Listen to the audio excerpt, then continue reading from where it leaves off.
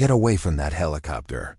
No way you're flying in this storm, Captain James Reynolds shouted at Elena Rodriguez across the flight deck of Miami Coast Guard Station. The veteran pilot blocked her path as rain pounded the tarmac around them. Women pilots should stick to clear skies and training flights, not Category 4 hurricanes. The other pilots laughed and nodded in agreement as someone pulled out a phone to record. Elena stood motionless, her weathered hands steady at her sides. For a brief moment, her flight jacket shifted, revealing a faded patch, Air Force Pararescue insignia partially visible. Her eyes narrowed slightly as she took a measured breath. They had just underestimated the wrong pilot. Before we jump back in, tell us where you're tuning in from. And if this story touches you, make sure you're subscribed, because tomorrow I've saved something extra special for you. I wonder where you're watching this story unfold from today. Whatever corner of America you're in, you've probably witnessed someone being underestimated before. Perhaps you're viewing from a bustling city like Chicago, a quiet town in the Midwest, or maybe the coastal communities of Florida.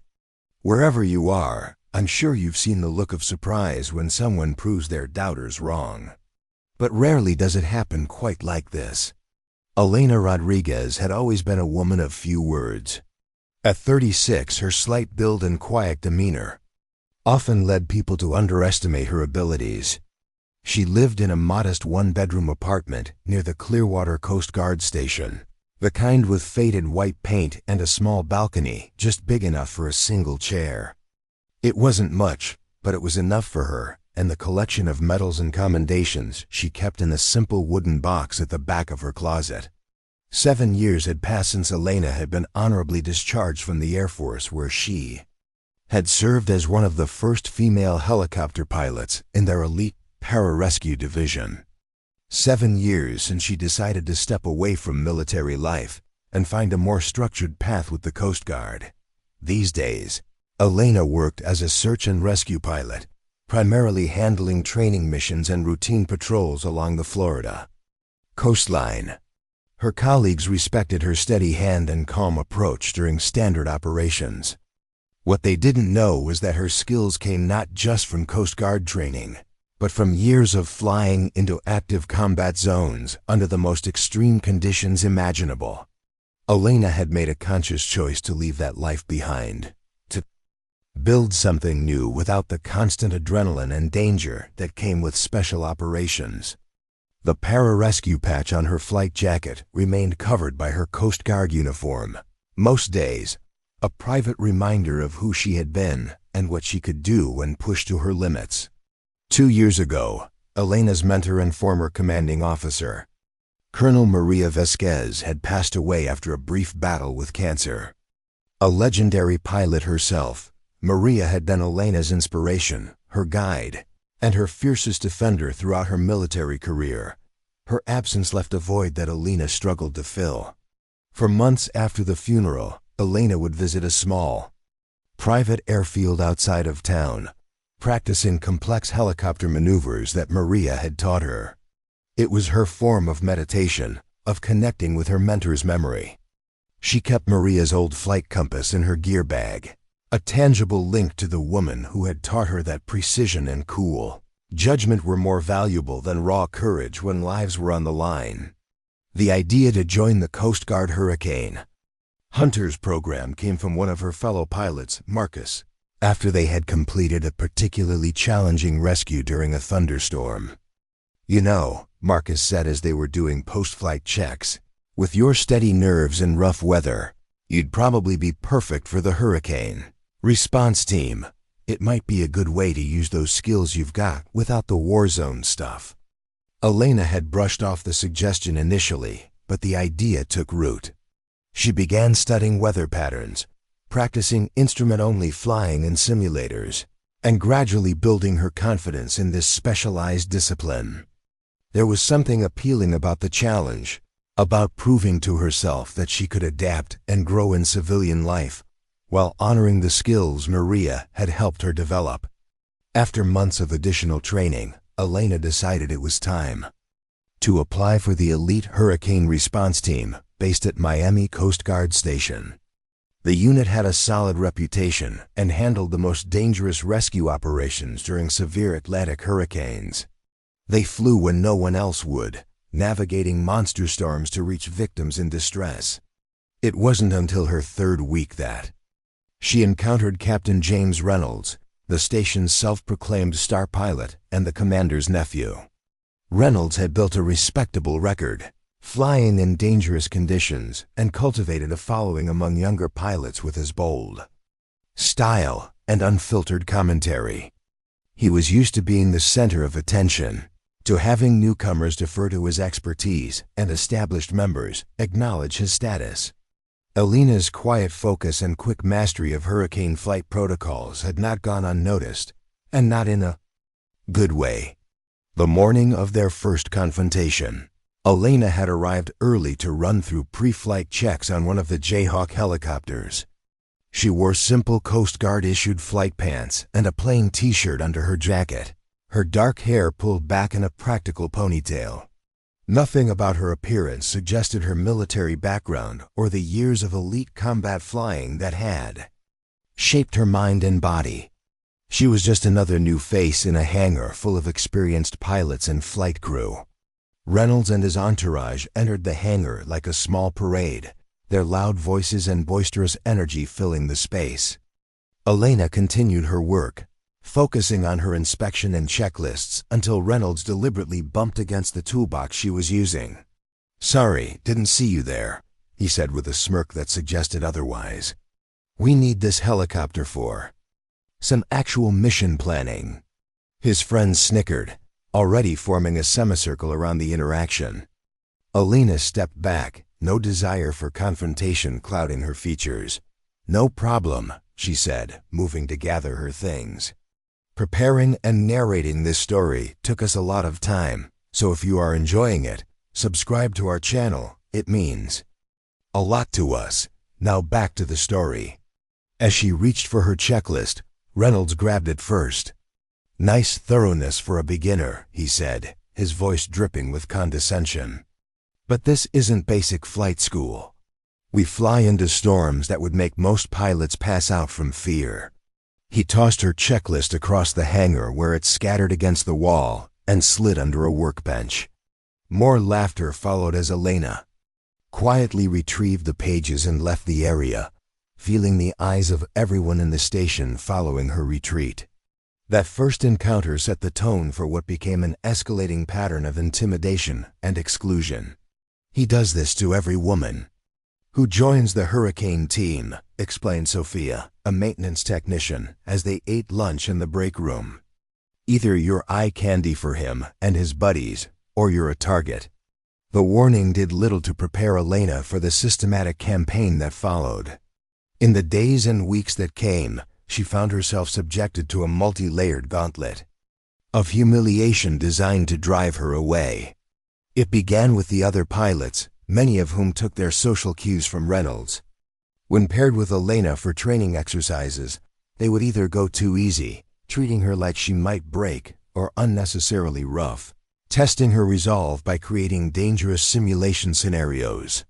In the briefing room, she overheard comments about her age, the rookie trying to prove something, and her build, too small to handle the controls in real turbulence.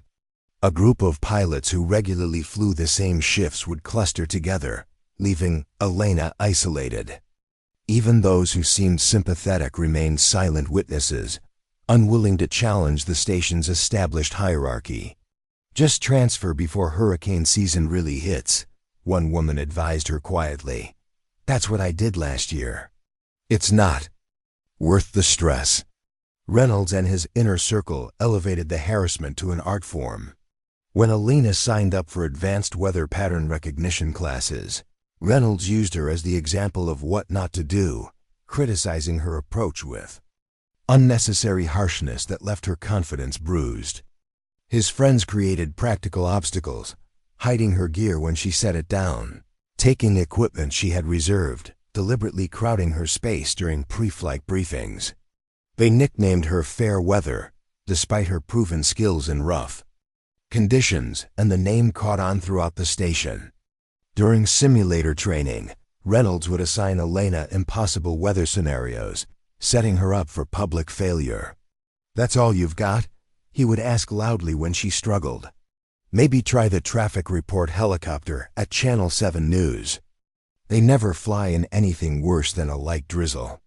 The station's management, influenced by family ties to Reynolds, provided no refuge.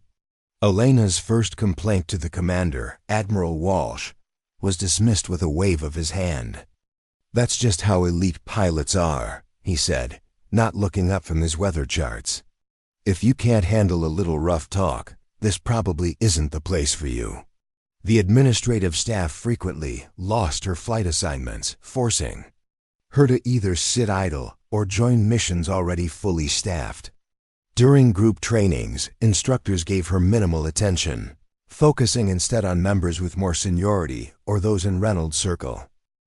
The payroll department accidentally underpaid her flight hours 1 month, and when she pointed out the error, the manager suggested with thinly veiled contempt that traffic helicopters might be more your speed and pay grade. The humiliation extended beyond the station's physical walls. When Elena attempted to join online forums for hurricane pilots, her questions about techniques or approaches were met with mockery. "Let me guess," wrote one user whose profile picture showed him. Alongside Reynolds, "You flew a simulator once and now you're an expert on hurricane wind shear?" Her application to participate in an upcoming hurricane season readiness exercise was rejected, citing experience requirements that seemed selectively applied. At a community demonstration event, organizers placed her with absolute beginners, despite her advanced certifications, while promoting less skilled members who had Reynolds' endorsement. Veterans of hurricane flying dismissed her strategic insights during briefings, though the same points would be praised when repeated by male pilots with less experience.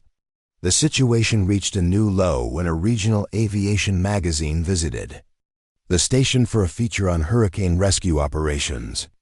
The resulting article, "Storm Chasers: The Elite Men Who Fly into Hurricanes," included a photo of Elena struggling to secure equipment during high winds, captured at her most vulnerable moment. The piece never mentioned her by name but used her image as the face of support staff who keep the real heroes flying.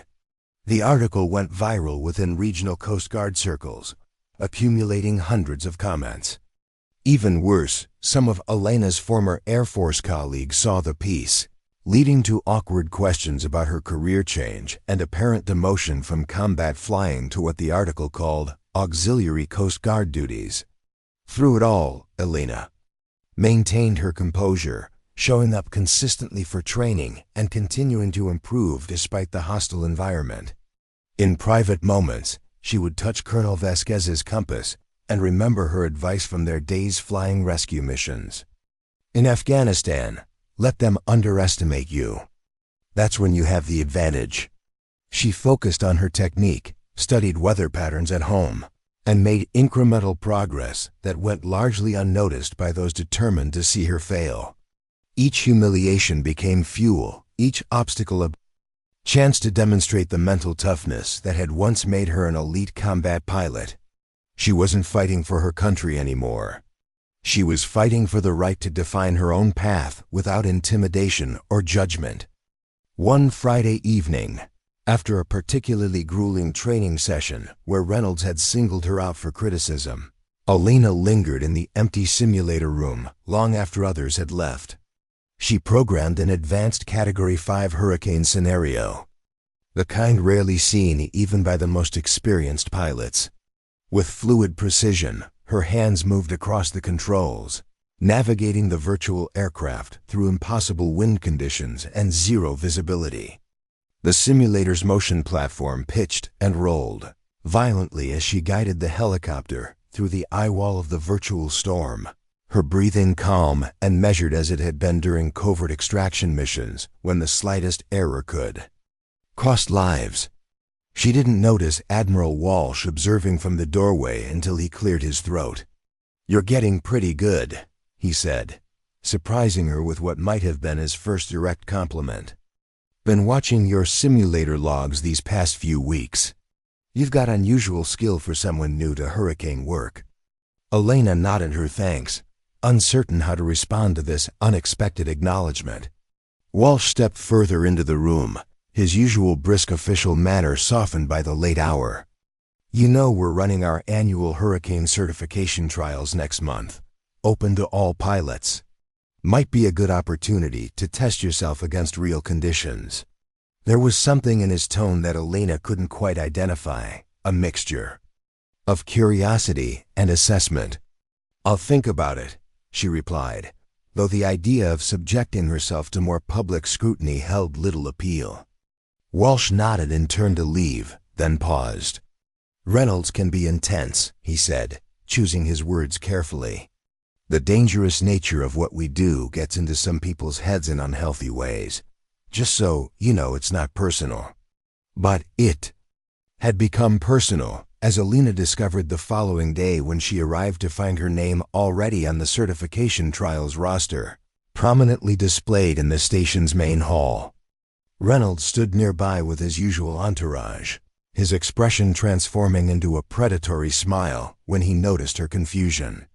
Heard you signed up for the hurricane trials, he called across the room, drawing attention from everyone present. Admiral Walsh mentioned it. Brave move for someone at your level. He sauntered over, invading her personal space with deliberate intimidation. Even try to show up and you'll regret it, he said, voice lowered but still audible to those nearby. Some storms aren't meant for everyone to fly in. Wouldn't want you to get hurt trying to keep up with actual hurricane pilots. The statement hung in the air, a public challenge that demanded a response. Elena looked him directly in the eyes, something she rarely did with anyone at the station. I'll be there, she said simply, before moving past him toward the briefing room. The exchange sparked a wave of whispered conversations and speculative glances. Reynolds' friends doubled down on their harassment in the days that followed, as if determined to break her resolve before the event could test their champion's dominance. Rumors circulated that Reynolds had designed specific parts of the certification course to ensure newcomers, particularly Elena, would fail spectacularly. Despite the intimidation campaign, Elena continued her preparation with renewed focus. The certification trials had given her something concrete to prepare for, a defined goal that harkened back to her military days. In quiet dawn sessions before her shift and late evenings after her regular duties, she refined her techniques and built her endurance in the simulator. At home, she reviewed recordings of previous year's trials, studying the patterns and expectations. When the weekend before the event arrived, she made a previously unplanned trip to a secluded airfield where an old Air Force buddy operated a specialized flight training facility. There, away from prying eyes, she refreshed the advanced flying techniques that had once been second nature during her service. "This is for you, Maria," she whispered as she packed away her gear, feeling more centered than she had in months. The day of the certification trials arrived with ominous skies. An early autumn tropical storm was brewing offshore, creating ideal conditions for the tests. Dark clouds rolled in from the horizon, bringing scattered showers that drummed against the hangar roof.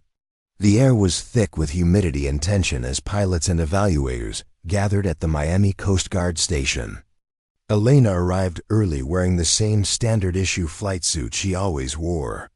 Her hair tied back neatly, no makeup or unnecessary accessories to draw attention. She registered quietly and began her pre-flight checks, methodically going through every system and safety protocol with practiced precision. Reynolds made his entrance 30 minutes later, surrounded by his entourage, wearing a custom flight suit emblazoned with patches from previous hurricane missions and personal achievements. He made a show of not seeing Elena, though his gaze swept past her location several times as he greeted admirers and accepted wishes of good luck from fellow pilots. Admiral Walsh called the group to attention for the briefing. "Today isn't just about testing your skills," he announced to the gathered pilots. Hurricane Amelia is currently forming in the Atlantic. The latest models show it could strengthen to Category 3 or 4 within 48 hours. Consider today a final preparation for what might be heading our way. The certification began with systems knowledge tests, emergency procedures, equipment failures, and communications protocols during severe weather. Elena completed each evaluation with solid but not spectacular results, earning surprised nods from judges who had clearly expected less. The middle segment focused on simulator exercises, navigating severe turbulence, managing sudden mechanical failures, and performing rescue operations in near-zero visibility. Here, Elena's military background in combat rescues and her hours of careful practice began to show. She executed each task with precision and efficiency, her movements economical yet effective. Reynolds' group noticed her improving performance, their expressions hardening as they conferred in whispered conversations between events. During the written exam portion, Elena felt a sudden bump against her chair as she worked through a complex question about wind shear dynamics. Her coffee spilled across her exam paper, rendering it illegible. She turned to see one of Reynolds' friends quickly backing away with an expression of exaggerated innocence. "Turbulence inside too, huh?" he said with a smirk. Elena took a deep breath and requested a new exam form, completing it in record time despite the lost minutes. She finished with a respectable score despite the interference, but the incident had been noticed by several staff members who murmured disapprovingly. The final test was announced with some fanfare by Admiral Walsh, who took the podium with serious intensity. "For something different this year," he declared, "we've added a practical flight component. With Tropical Storm Dennis currently 20 miles offshore, we have real-world conditions to work with. Pilots will demonstrate navigation and control through verified storm conditions under evaluator supervision." The announcement caused a stir among participants, many of whom had practiced in simulators but never flown in actual storm conditions for a certification test. Reynolds, standing at the front of the crowd, smiled confidently. "Finally, something to separate the real hurricane pilots from the pretenders," he boasted to those around him.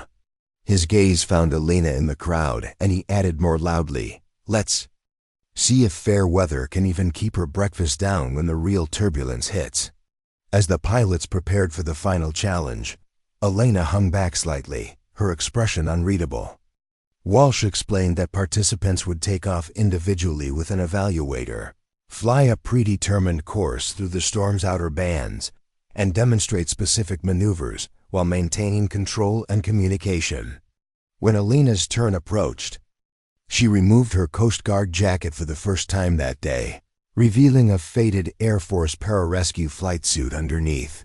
The garment, clearly years old and well-worn, nonetheless drew immediate attention. A hush fell over the nearest spectators as recognition slowly spread. One of the evaluators, a gray-haired veteran pilot, looked up sharply.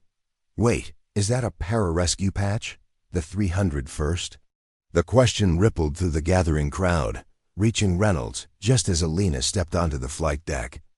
Memories washed over her as she centered herself, Colonel Vasquez drilling her in zero visibility landings, rain pounding against the windshield as a teenage Elena practiced approaches again and again. The grueling selection process for pararescue, where she'd outlasted dozens of men through sheer determination. Missions in remote mountain locations where her flying skills had meant the difference between life and death. "Remember, in a hurricane or in combat, the aircraft doesn't care who's flying it," Colonel Vasquez had told her. "It responds to skill and judgment, not gender or size." The recollection strengthened her resolve as she waited for her evaluator, now the center of intense curiosity from everyone present. Reynolds pushed forward through the crowd, a forced smile on his face. "I'll volunteer to evaluate Rodriguez," he announced loudly. "I'll keep a close eye on her safety." The flight coordinator hesitated, looking to Admiral Walsh for guidance. The Admiral nodded slightly, his expression giving nothing away. Elena showed no reaction as Reynolds took his position beside her helicopter. The coordinator explained. They would fly through the tropical storm's outer bands, demonstrating control in heavy turbulence and reduced visibility. Just a controlled evaluation flight, the coordinator emphasized, looking meaningfully at Reynolds. Safety is priority one. Reynolds nodded dismissively, strapping into the co-pilot seat with poorly concealed excitement. Ready when you are, he said to Elena, his tone making it clear he saw this as an opportunity to publicly humiliate her. Elena sat relaxed but alert, her pre-flight routine so ingrained that it appeared effortless to the untrained eye but instantly recognizable to anyone with combat experience as a position of maximum readiness. The control tower gave them clearance for takeoff, and Elena guided the Jayhawk helicopter smoothly off the pad and into the darkening sky. As they climbed to cruising altitude, the scattered raindrops against the windshield increased to a steady downpour. The horizon disappeared behind sheets of gray, and the helicopter began to buck and sway in the strengthening winds. Head bearing 140, Reynolds instructed, pointing toward the darkest part of the clouds where lightning flickered ominously, right into the stronger cells. Let's see what you're made of. Elena made the course adjustment without comment, her hands steady on the controls as the turbulence intensified. The helicopter lurched violently as they penetrated the storm's outer bands, wind speeds increasing to over 50 knots with gusts approaching 70. Getting nervous yet? Reynolds taunted as a particularly strong gust pushed them sideways. Most rookies would be reaching for the sick bag by now. Elena remained focused, making minute adjustments to keep the aircraft stable while conserving power. They passed through a wall of rain so thick it sounded like gravel hitting the fuselage. Visibility dropping to near zero. I can take over if this is too much for you, Reynolds offered with false concern, his hand hovering near the controls. I've got it, Elena replied calmly, her voice barely audible over the storm's howl. Reynolds was about to respond when his radio crackled urgently. Coast Guard certification flight. This is Miami Control with an emergency redirect. He keyed his microphone. This is Reynolds. Go ahead, Control. The dispatcher's voice was tense with urgency. We have a mayday from the research vessel Atlantic Explorer. They're taking on water approximately 15 miles southeast of your position. Dead center in the tropical storm.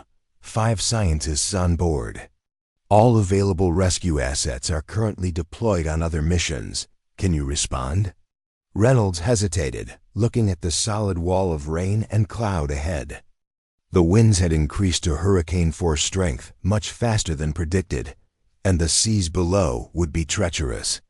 Control, conditions are extreme. Visibility 0, winds gusting to 80 knots. We're on a certification flight, not a rescue mission. There was a pause before the dispatcher replied. Understood. We'll try to reroute assets, but estimated arrival time would be 2 hours minimum. Explorer reports they may not stay afloat that long. Elena had already begun turning the helicopter toward the new heading before Reynolds finished his exchange. He looked at her in surprise, keying his mic again. Control, stand by, discussing options. Turning to Elena with the microphone off, his voice took on a hard edge. What do you think you're doing? Those conditions are beyond certification parameters. This isn't a simulator. Elena met his gaze steadily. Those scientists have less than 2 hours. We're the only aircraft in range. Reynolds stared at her, conflict evident in his expression. I've flown hundreds of hurricane missions, and I'm telling you these conditions are at the edge of survivable. The crosswinds alone could flip us if we get too close to the water. I know, Elena said simply, continuing their course adjustment. You know, Reynolds repeated incredulously. This isn't some training exercise where you get points for bravery. This is suicide flying. Elena maintained her heading, the helicopter pushing deeper into the storm. I've flown worse. Reynolds' radio crackled again. Certification flight, this is Control. Do you intend to respond to the Explorer distress call?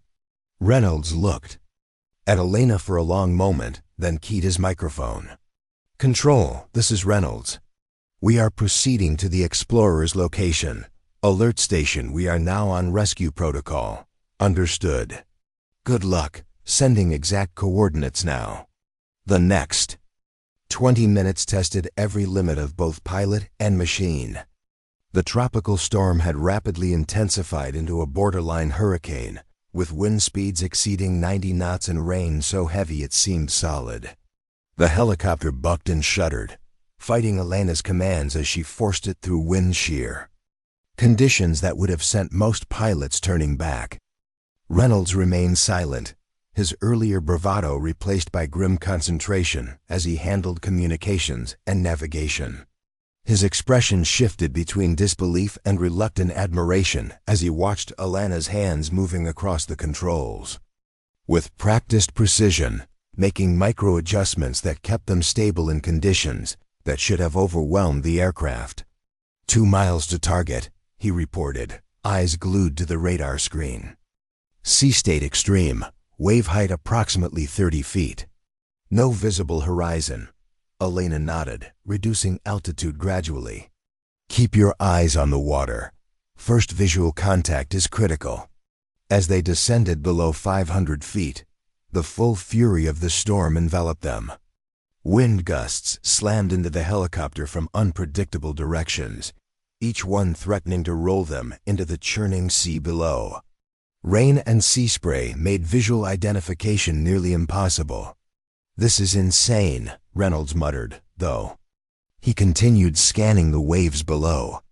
We need to maintain altitude until there. Elena interrupted, pointing to a barely visible shape in the chaos below.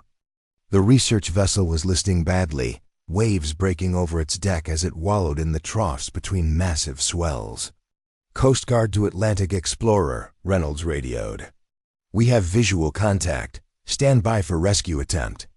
The response was broken and static-filled, taking water fast. Engine room flooded. 5 personnel. Need immediate evacuation. Elena studied the heaving vessel, calculating wind direction, wave patterns, and the ship's movement. We'll have one chance at this. Standard procedure won't work in these conditions. Reynolds stared at her. There is no procedure for this. We need to wait for the storm to hover position astern. Basket extraction, rapid sequence. Elena interrupted, already adjusting their approach. I'll need you to operate the hoist while I maintain position. That's impossible. The crosswinds will push us into their mast or antennas. No one can hold a stable hover in this. Elena's eyes never left the vessel below. I can. What happened next occurred so quickly and with such precision that Reynolds would later struggle to describe it to investigators.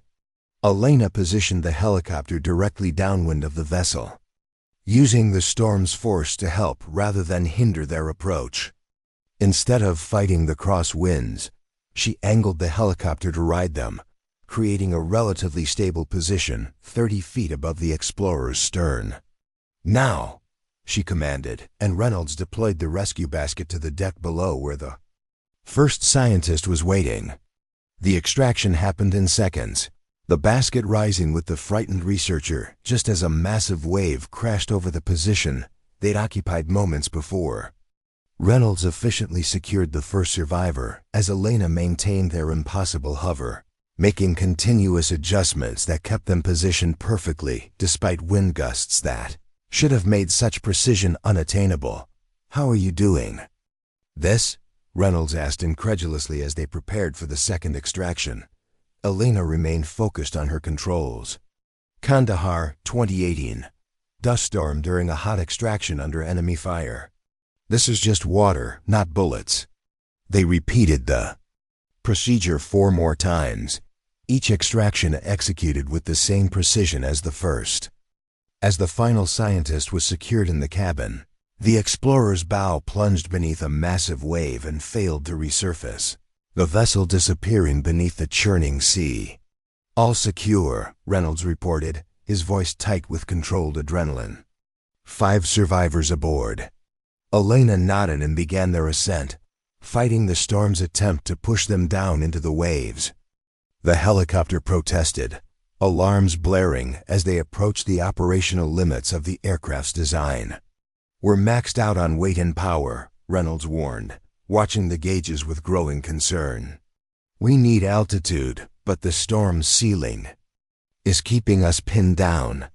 Elena's expression remained composed as she threaded the needle between the heaving ocean below and the howling wind sheer above. "There's a gap in the cell structure 2 miles northwest. We can punch through there." Reynolds checked his radar. "I don't see anything but solid storm activity." "Trust me," Elena said, adjusting their heading slightly. "It's there." Reynolds fell silent, watching as Elena guided the overloaded helicopter through the storm's fury with the same calm precision she'd demonstrated throughout the rescue. True to her word, they found a pocket of relatively stable air exactly where she'd predicted, allowing them to gain the altitude needed to climb above the worst of the turbulence. As they broke through the storm's upper boundary into suddenly clear air, the scientists in the cabin broke into spontaneous applause. Reynolds sat back in his seat, releasing a breath he hadn't realized he was holding. "Miami Control, this is Coast Guard Rescue. We have all 5 Explorer personnel aboard, returning to base," he reported, his voice steady despite the adrenaline coursing through his system. "Understood, Rescue. Be advised, conditions have deteriorated. All other flights grounded. You are cleared for priority approach." Reynolds looked at Elena, seeing her truly for the first time. "Where did you learn to fly like that?" A ghost of a smile crossed her face. "Places you don't put on your resume when you want a quiet life." Their return flight and landing proceeded without drama, though the gathered crowd at the station clearly didn't expect to see them return with 5 soaking wet scientists in tow. As the rotors spun down, medical personnel rushed forward to attend to the survivors while Admiral Walsh approached the helicopter with an expression of disbelief. "When Control said you were responding to a mayday, I thought they were mistaken," he said, looking from Reynolds to Elena. "No one flies rescue in conditions like that." Reynolds climbed out slowly, his usual bravado absent.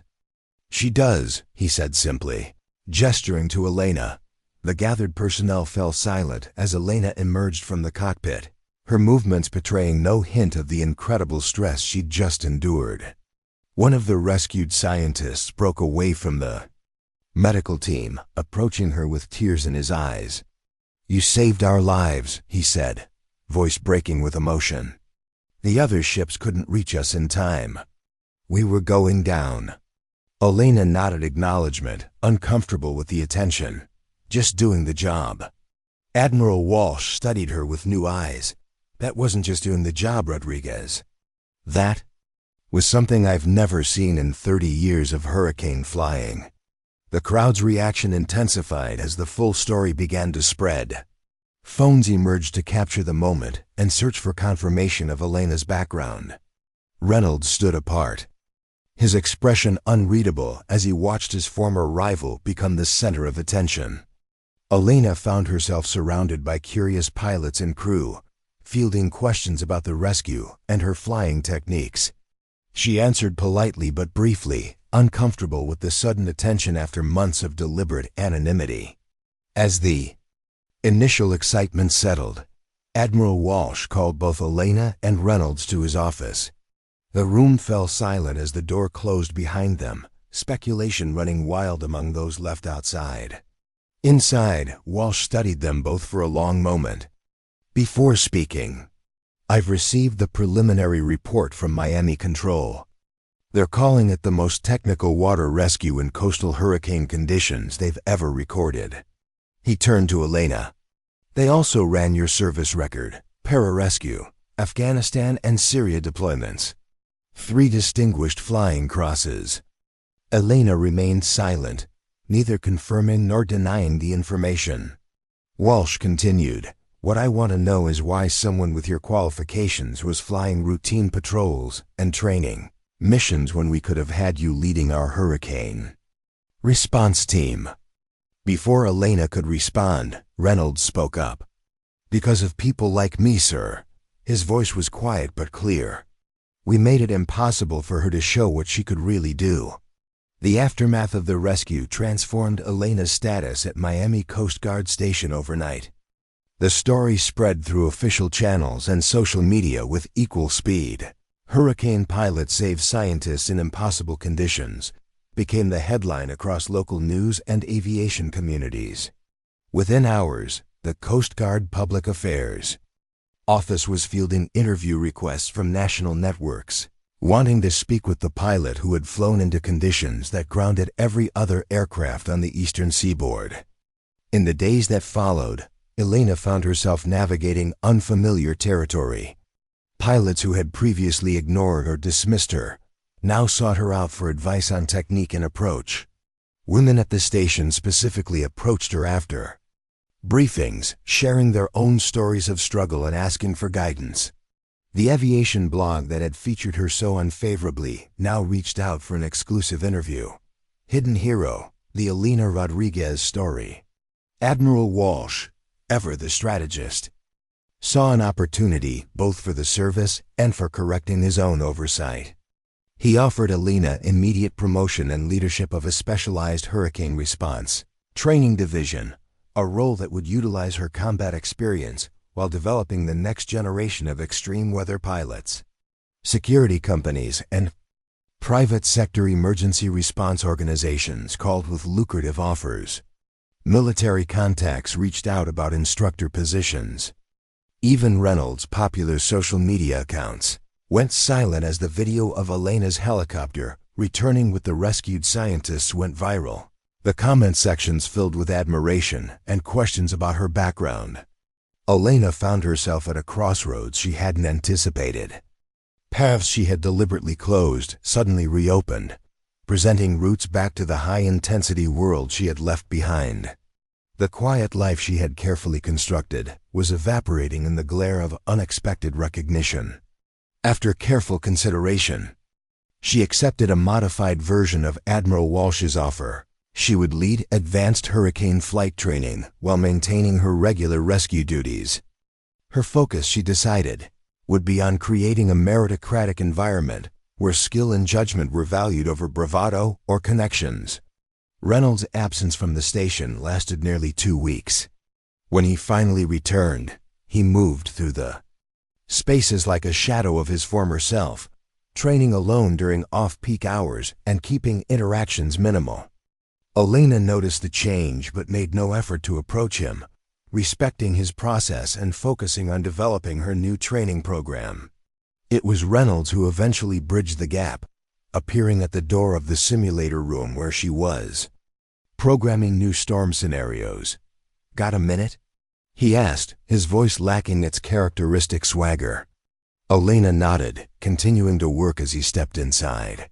"I've been doing some thinking," he began awkwardly, "about how I behaved toward you and others." He paused, clearly struggling with the unfamiliar territory of apology. "The Admiral made it clear that what I did crossed several lines, but that's not why I'm here.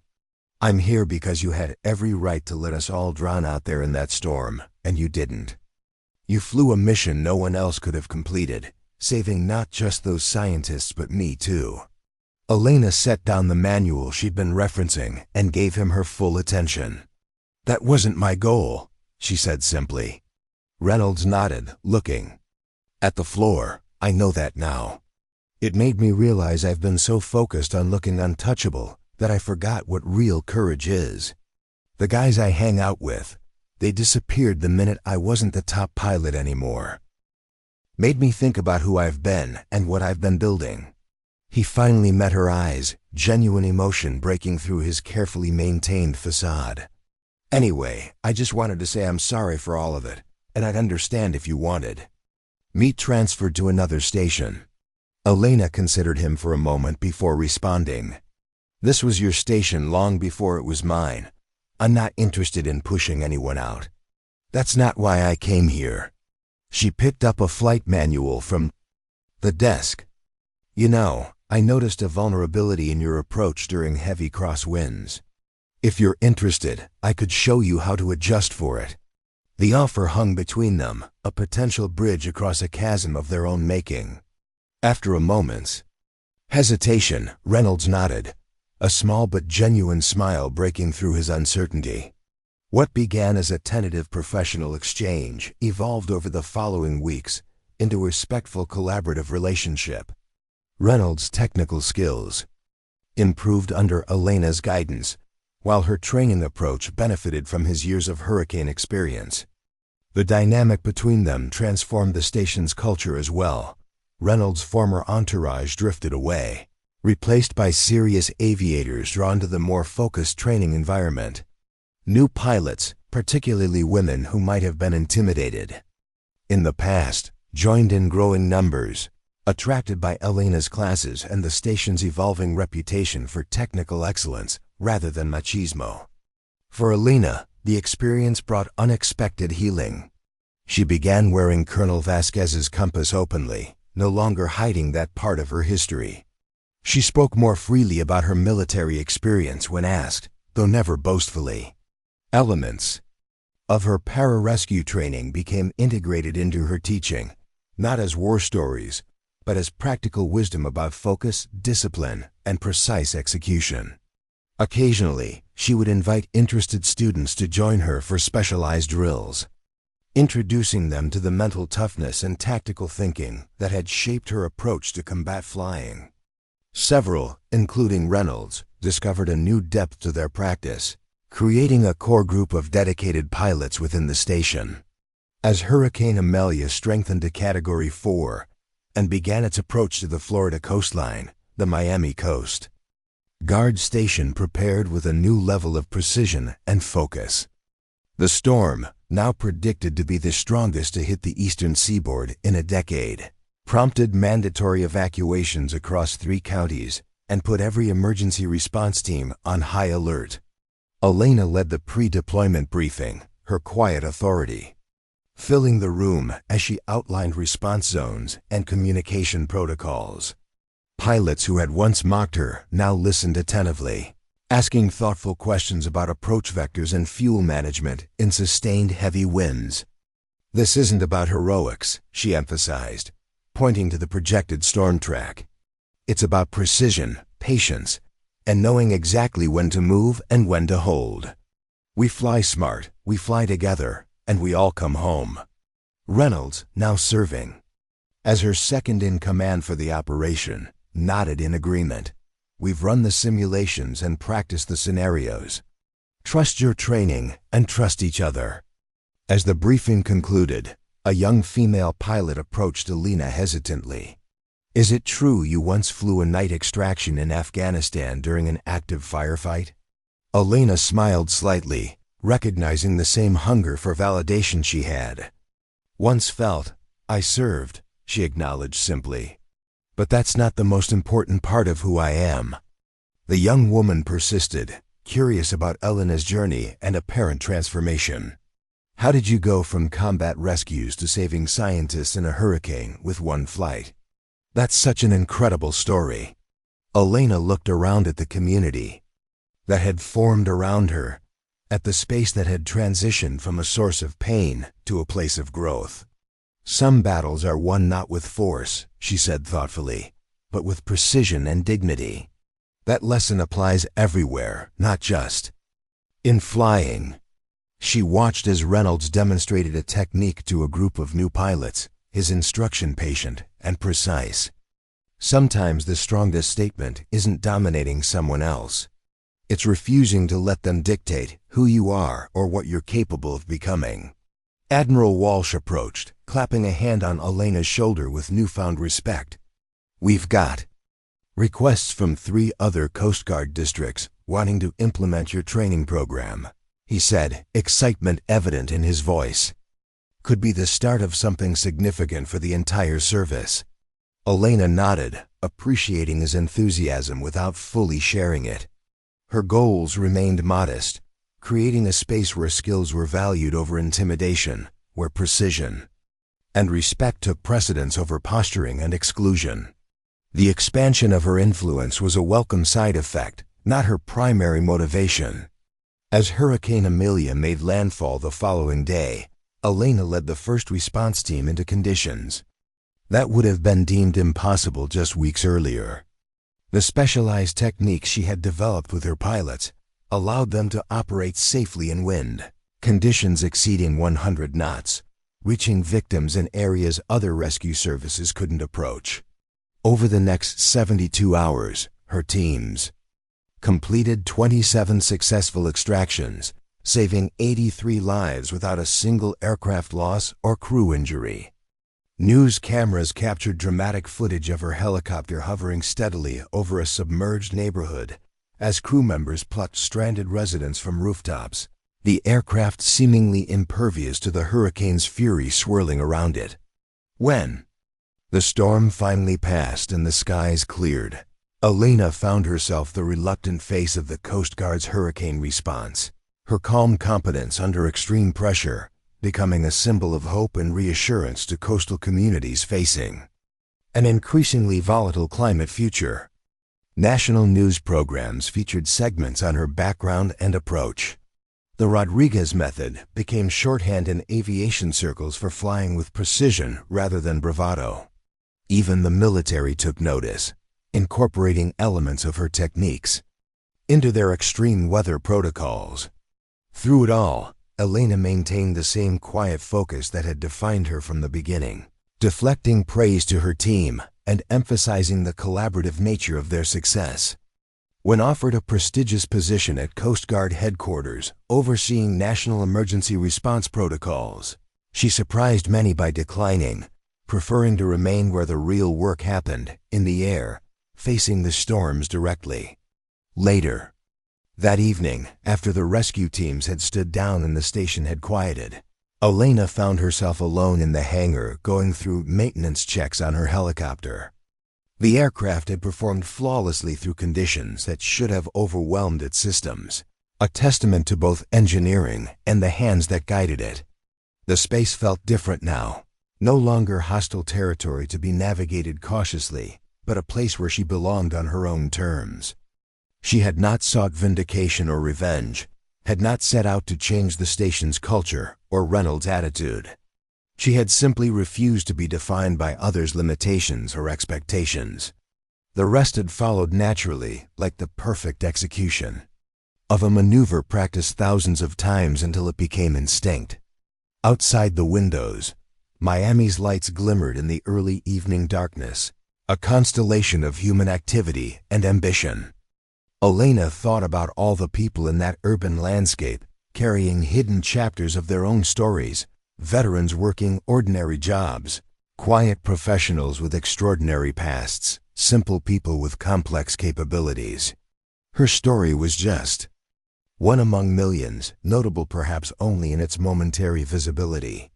Tomorrow someone else's hidden strength would be revealed. Someone else's patience would be rewarded. Someone else's precision would find its mark. The quietest people, she had learned, often carried the most powerful stories. Reynolds appeared at the hangar door, hesitating before approaching. Teams heading to Coastline Bar to celebrate. Thought you might want to join us. Elena considered the invitation, recognizing it as more than a casual offer. It was an acknowledgement of her place in a community that had once rejected her. "I'll be along shortly," she said with a small smile. "Just finishing up here." As Reynolds nodded and turned to leave, Elena called after him. "James?" He paused, turning back. "Thank you," she said simply, "for being willing to change." He met her gaze with newfound humility. "Thank you for showing us a better way to fly, and a better way to lead." After he left, Elena completed her checks and closed the maintenance log. She ran her hand along the helicopter's fuselage, feeling the connection between pilot and machine that had carried her through so many impossible situations. Colonel Vasquez's compass sat on the console where Elena now kept it permanently, its face catching the hangar lights. She picked it up, remembering her mentor's words from long ago. The true measure of a pilot isn't how they handle clear skies. It's what they do when they fly into the storm. Elena had flown into many storms, both literal and figurative, throughout her career. Each had taught her something valuable about herself and about the nature of true courage. It wasn't about fearlessness or bravado, but about moving forward despite the fear, guided by skill and purpose rather than ego. As she prepared to join her team, Elena reflected on the journey that had brought her to this moment. The military had taught her how to fly in impossible conditions, but this experience had taught her something equally valuable: how to stand her ground without losing her center, how to change a culture without becoming hardened by it. The lessons she would pass on to her students went beyond flight mechanics and emergency procedures. She would teach them that technical excellence without humanity was an empty achievement, that true leadership came from lifting others rather than dominating them, and that sometimes the strongest response to doubt was simply quiet competence. Outside, the air still carried the lingering scent of rain and sea spray from the hurricane's passage. Elena stepped from the hangar into the warm evening, the weight of her achievements sitting lightly on shoulders long accustomed to bearing heavier burdens. Tomorrow would bring new storms, new challenges, new opportunities to demonstrate what she had always known: that courage and capability came in all forms, often found in the people most easily overlooked.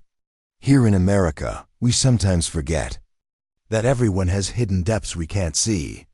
The woman flying your traffic helicopter might be a former combat pilot. The quiet man in the rescue boat could have saved dozens of lives in war zones. The unassuming Coast Guard officer might have served in our nation's most elite military units. If you were Elena, would you have forgiven those who doubted you, or would you have walked away? Let me know in the comments below. If you enjoyed this story, don't forget to hit the subscribe button and become part of our Everyday Heroes community, where we celebrate quiet strength, real struggles, and unexpected victories. Where are you watching from? Drop a comment below. We love hearing from our amazing viewers around the world. 6 months after Hurricane Amelia, Elena found herself in an unexpected position, standing before a graduating class of 50 new Coast Guard pilots at the National Flight Training Center in Mobile, Alabama.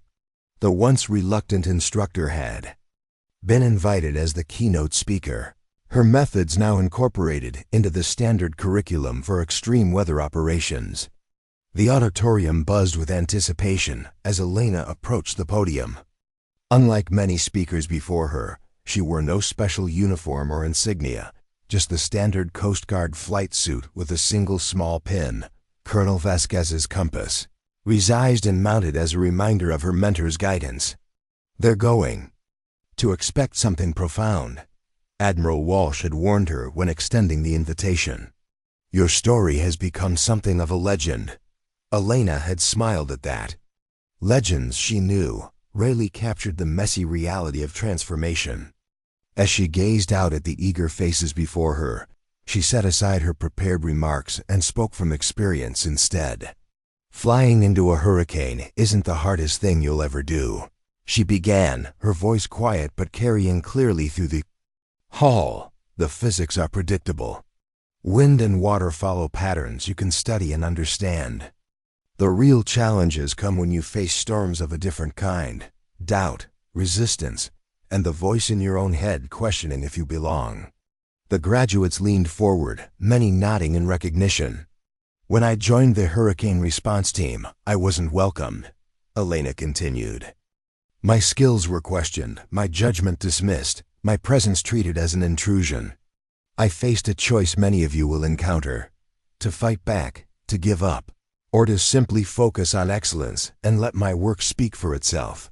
She paused, remembering those difficult early days. I chose the third path, not because it was easy, but because it aligned with who I wanted to be as a pilot and as a person. Excellence isn't about proving others wrong. It's about proving yourself right. As Elena concluded her address, she shared a final thought that resonated throughout the hall. The most powerful response to doubt isn't anger or retreat. It's excellence delivered consistently, day after day, until even the strongest winds of resistance can no longer move you from your course. The standing ovation that followed spoke to how deeply her message had connected. As graduates approached to thank her afterward, Elena noticed a recurring theme in their comments. They spoke not just of her flying achievements, but of her resilience in the face of systemic barriers. "You showed us it can be done without compromising who you are," one young woman said, her eyes bright with determination. "That matters more than any technical skill you could teach us." As Elena drove back to Miami the following day, she reflected on how completely her life had transformed since that first confrontation with Reynolds on the flight deck. The Coast Guard's hurricane response approach had evolved dramatically under her guidance, with teams now deployed throughout the Atlantic and Gulf regions using protocols she had developed. Her phone chimed with a message from Admiral Walsh. "White House called. President wants to recognize your team's work during hurricane season. Ceremony next month. Details to follow." Elena set the phone aside with a small smile. The recognition was gratifying but secondary to the real achievement, creating a system where skills and judgment were valued above all else, and where every qualified pilot had an equal opportunity to serve. Back at Miami Coast Guard Station, Elena found a different atmosphere than the hostile environment she had first encountered. The station had become a model for integration and excellence, with pilots from diverse backgrounds working together seamlessly.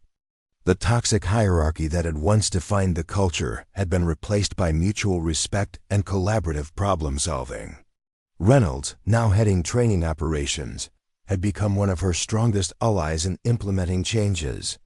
Their joint leadership had created a ripple effect throughout the Coast Guard's aviation division, with other stations adopting similar approaches. "Got a minute?" Reynolds asked, appearing at her office door later that week. "There's someone I'd like you to meet." Elena followed him to the briefing room where a young woman in civilian clothes waited nervously. "This is Maya Chun," Reynolds explained. "Top of her class at the academy, requested assignment here specifically to train under you." Maya straightened visibly as Elena entered. "Lieutenant Rodriguez, it's an honor. Your approach to the Bermuda Triangle rescue last month was revolutionary. The way you calculated those crosswind vectors in real time, I've been studying the flight data for weeks." Elena exchanged a glance with Reynolds, who nodded slightly. They both recognized something in Maya, the same quiet determination, the same hunger to excel despite obstacles. "Welcome to Miami," Elena said simply. "We start simulator training at 0600 tomorrow. I hope you're a morning person." Maya's eyes widened. "You'll be instructing personally?" "For the first month," Elena confirmed. "After that, you'll rotate through all our senior pilots. Everyone has something valuable to teach." As Maya left to complete her processing, Reynolds lingered. "She reminds me of someone," he said with a knowing smile. Elena nodded. "She has potential, but you need the right environment to develop it." "She have that now," Reynolds replied, the weight of their shared history evident in his tone. "Thanks to you." "Thanks to all of us," Elena corrected gently. "Change doesn't happen through one person." The following weeks brought a new challenge, a tropical disturbance forming near the Bahamas had rapidly intensified into Hurricane Calvin, a monster storm taking aim at the Florida coast with predicted Category 5 strength. Governor's orders had initiated the largest evacuation in state history, but as with all such events, some residents had refused to leave. Elena studied the satellite imagery with growing concern. Calvin's eye wall showed signs of unusual structure, a double eye wall indicating extreme intensity beyond what most aircraft could safely penetrate. "We're looking at sustained winds over 175 miles per hour, she explained during the emergency briefing. Storm surge predictions of 20 feet in some coastal areas. This will be beyond anything most of us have experienced. The room fell silent as the implications sank in. Even with their advanced training, such conditions pushed at the very limits of what was humanly possible in aviation. I'm not ordering anyone to fly who isn't completely confident, Elena continued. This is volunteer basis only. We'll coordinate with land-based rescue teams where possible. To her surprise, every pilot in the room stepped forward, including Maya Shen, who had barely completed her orientation. Elena felt a swell of pride, even as she shook her head. Not you, Chen. You haven't completed storm certification. With respect, Lieutenant, Maya replied steadily. I've completed the simulator scenarios. All of them, on my own time. Reynolds confirmed with a quick check of the training logs. She's right. Logged 60 hours already. Highest scores I've seen since, well, you. Elena studied the young pilot thoughtfully. Simulator isn't reality. I know that, ma'am, Maya acknowledged. But I also know I can serve as secondary crew. Learn from watching. Be an extra set of hands if needed. After a moment's consideration, Elena nodded. You'll fly with me, observation only. As final preparations were completed, Elena found herself in the quiet of the hangar, conducting pre-flight checks with methodical precision. The weight of leadership felt particularly heavy as she considered the risks her teams would face in the coming hours. Thought I might find you here, came a familiar voice. Elena turned to find Admiral Walsh approaching, his expression somber. Final weather update, he said, handing her a printout. Calvin has strengthened beyond predictions. NOAA aircraft couldn't complete their last pass through the eye wall. Turbulence too extreme. Elena studied the data, her concern deepening. We should reconsider the operation parameters. These conditions are beyond our established safety margins. Walsh nodded. That's your call to make. No one would question a decision to limit rescue operations with these numbers. Elena was silent for a long moment, weighing the risks against the knowledge that people were trapped in the storm's path. We'll adjust the approach. Higher insertion altitude, modified extraction procedures. And we only attempt rescues where there's clear confirmation of victims with no other evacuation options. The teams will follow your lead, Walsh affirmed. They trust your judgment implicitly. As Elena completed her preparations, she noticed Maya Chun waiting quietly nearby, already in full flight gear. Last chance to reconsider, Elena offered. This will make your worst simulator scenario look like a pleasure cruise. Maya's expression remained determined. My family lost everything in Hurricane Maria. I joined the Coast Guard specifically for moments like this. I'm ready. Elena recognized the resolve in the young woman's eyes, the same determination that had carried her through her own trials. She nodded once. Stay focused. Stay present. Follow instructions exactly. As they walked toward the helicopter, Reynolds approached with the latest emergency coordinates. We have confirmed reports of at least 30 people stranded at the Pleasant Bay retirement community.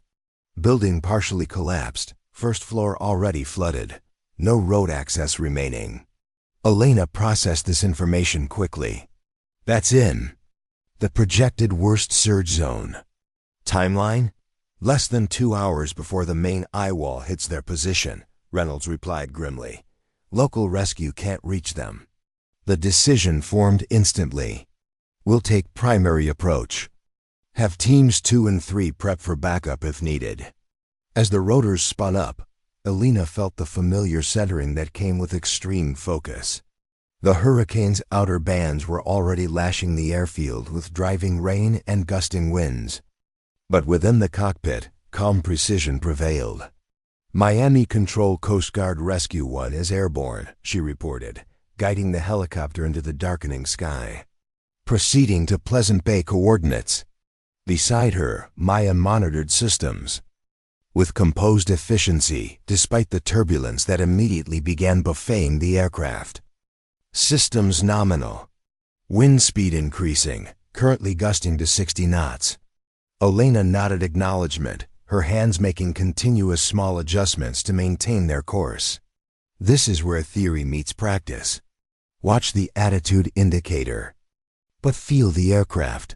It will tell you what it needs. As they penetrated deeper into the storm, conditions deteriorated rapidly.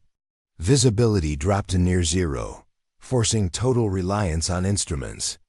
The helicopter bucked and shuddered as hurricane-force winds slammed into it from changing directions. "How are you keeping us so stable?"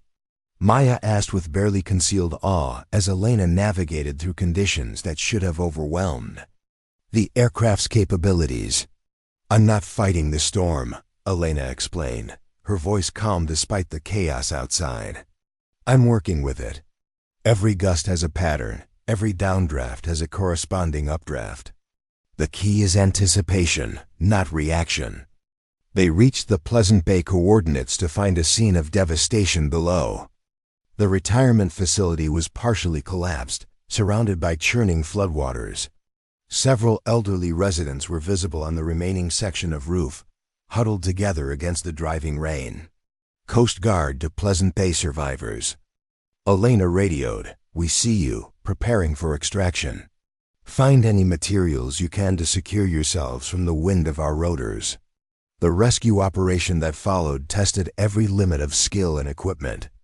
Elena positioned the helicopter with impossible precision, despite wind gusts now exceeding 120 knots.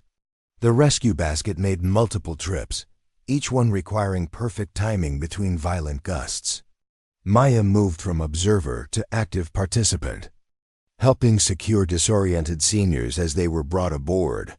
Her training instantly applied to real-world crisis. "We're at maximum capacity," she reported after the 12th extraction. 5 more victims visible, but we cannot safely transport additional passengers." Elena made a split-second decision. "Miami Control, Rescue 1 requesting immediate backup for remaining Pleasant Bay survivors. Will hold position and provide guidance for approaching aircraft." The response came back immediately. "Negative, Rescue 1. No additional aircraft can safely approach your position. Storm intensity has increased beyond operational parameters. You are ordered to return to base immediately." Elena exchanged a glance with Maya, both recognizing the impossible choice before them. Leave now with those they'd saved, abandoning the remaining survivors to almost certain death, or risk everything by staying. "We can't leave them," Maya said quietly, giving voice to what Elena was already thinking. Elena keyed her microphone. "Miami Control, be advised we are observing a temporary reduction in wind intensity. We'll attempt final extractions before conditions worsen." It wasn't exactly a lie. There had been a slight moderation in the gusts, though nowhere near enough to make their position truly safe. But it gave them the justification they needed to complete the mission. "Understood, Rescue 1. Use extreme caution. Additional rescue assets are grounded until further notice." What followed was a masterclass in precision, flying under impossible conditions. Elena held the helicopter in a hover that should not have been possible as Maya operated the rescue hoist, timing each deployment between the most violent gusts. "Last survivor secured," Maya reported as the final resident, a frail woman in her 90s, was brought safely aboard. Elena immediately began their extraction from the hurricane's fury, the overloaded helicopter straining against the combined weight and wind resistance. Warning alarms blared as they pushed the aircraft beyond its design limitations. "We're losing altitude," Maya reported tensely as they fought to clear a line of partially submerged power lines. "Power margin critical." Elena remained focused, making microscopic adjustments that somehow kept them airborne, despite physics suggesting they should plummet into the raging waters below. "Reroute auxiliary power to main rotors. We need 5% more lift for 30 seconds. Maya complied instantly, her training seamlessly integrating with Elena's commands. The helicopter shuddered, then gradually climbed away from the immediate danger. How did you know that would work? Maya asked once they had established a marginally safer trajectory. That's not in any of the manuals. Experience, Elena replied simply. Some lessons don't come from books. As they battled their way back toward the coast, a new crisis emerged. The hurricane had shifted track slightly, putting them directly in the path of the approaching eye wall, the most violent part of the storm. Miami Control, Rescue 1 requesting alternate approach vector. Our current route is compromised by eye wall movement. The response was fragmented by static. No viable approach, all airspace extreme danger return impossible. Until Elena processed the deteriorating situation with calm efficiency. We need to find the hurricane's eye, she decided, studying the radar display. It's our only option for stable air until the storm passes. Maya stared at her. Fly into the hurricane? Deliberately? The eye is calm, Elena explained, already adjusting their course. If we can penetrate the eye wall, we can hold in the eye until a safe exit route appears. It's a standard hurricane hunter technique, just not one we usually employ with passengers. But penetrating the eye wall with an overloaded helicopter has never been done successfully, Elena finished for her, until today.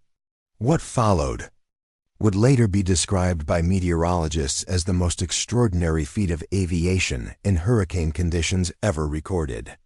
Using techniques developed from both her military experience and hurricane rescue work, Elena guided the overloaded helicopter through the most violent portion of the Category 5 storm, finding minute weaknesses in the eye wall structure that allowed them passage. When they emerged into the sudden eerie calm of the hurricane's eye, Maya released a breath she hadn't realized she was holding.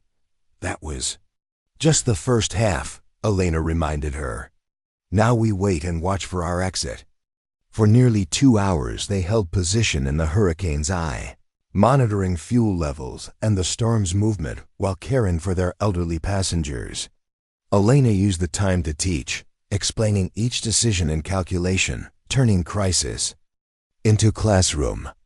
The storm doesn't care who you are, she told Maya as they watched the circular wall of cloud surrounding them. It doesn't care about your gender, your background, or how others perceive you. It only responds to skill and judgment. Remember that when people doubt you. When a gap finally appeared in the western eye wall, Elena navigated their escape with the same precision that had characterized the entire mission. Despite critically low fuel, they reached the mainland safely, delivering all 17 rescued seniors to emergency medical personnel without a single injury.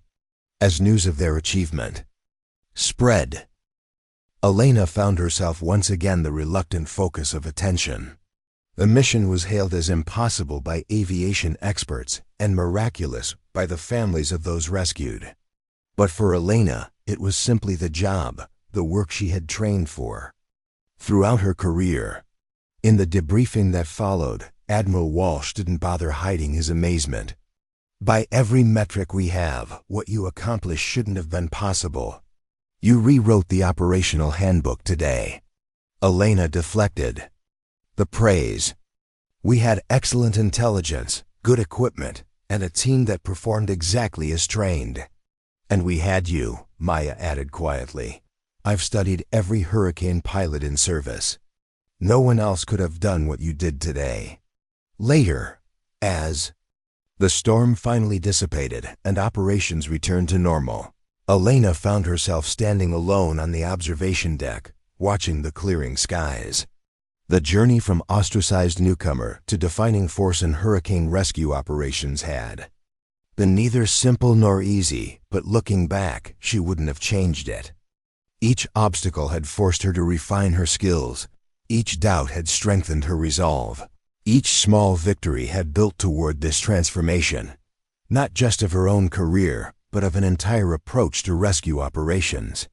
Reynolds joined her at the railing, handing her a cup of coffee.